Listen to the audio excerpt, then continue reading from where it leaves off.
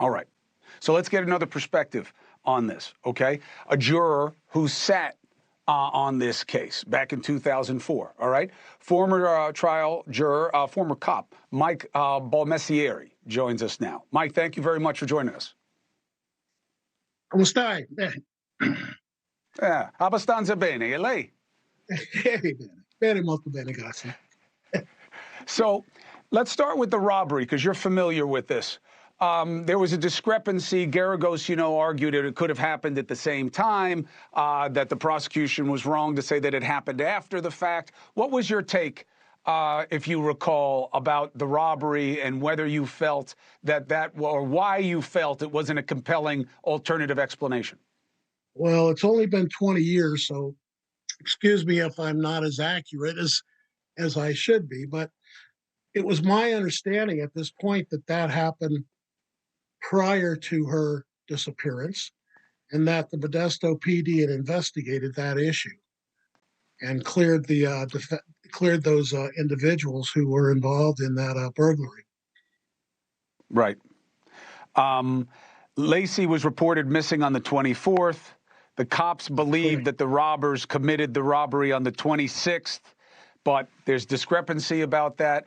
But do you remember how strong the feeling was in the jury room that, as Mark Garagos would turn the phrase, that Peterson was good for this conviction, that he had done it?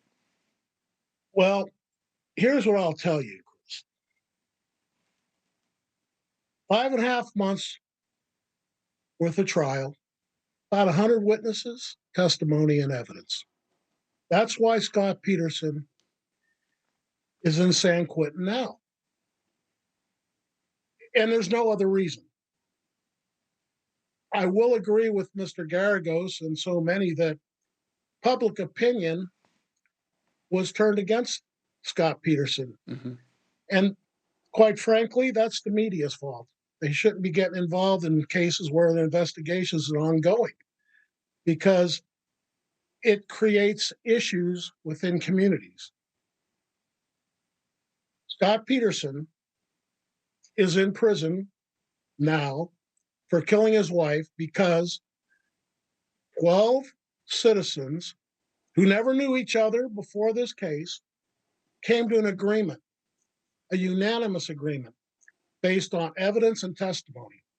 And I will tell you this, during that deliberation, I heard it said many times, what purpose will it serve to convict Scott Peterson of killing his wife and child if he didn't do it? He's already had a great loss.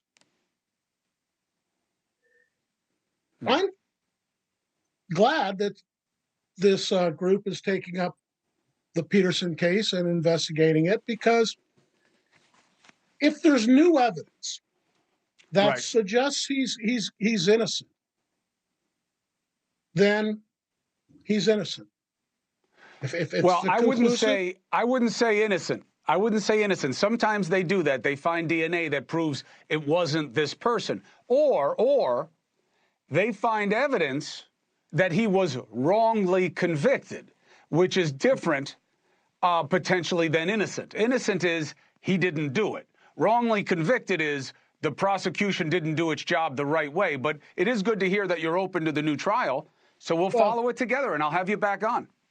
You bring up an interesting point about the point of not guilty and innocent, because there are two different variables there. You're absolutely right.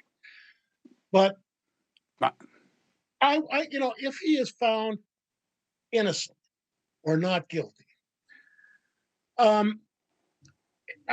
that'll open up an entirely different emotion, because here we would have a man who has spent 20 years incarcerated for something he didn't do.